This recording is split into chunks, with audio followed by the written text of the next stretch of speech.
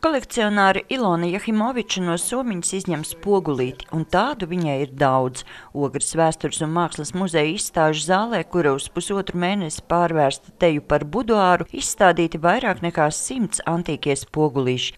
Katrs mazais, bet daļiem dzimumam visos gadsimtos tik ļoti nepieciešamais nieciņš ir citāds un sevī slēpj arī kādreizējās īpašnieces raksturu. Daži ir ļoti praktiski, kā piemēram spogulīši, kas iestrādāti gradzenos un lūpkrāsas futlārīšos, bet citi tieši pretēji ļoti romantiski. Kolekcijā ir arī spoguļu herbāriji, kuros iestrādāti tauriņi.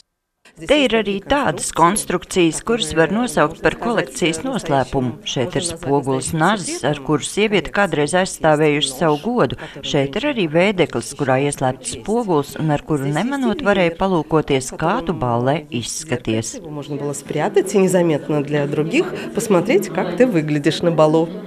Savu kolekciju Ilona savākusi apmēram 20 gadu laikā, bet atrast vēl kādu antīko spogulīšu kolekcionāru ne Latvijā, ne pasaulē gan viņai līdz šim nav izdevies. Izstāde Ogrē ir 4. reize, kad vēsturiskie spogulīši tiek izlikti plašākai apskatei, bet ja būs interesanti, kolekcija varētu apceļot arī citus novadus.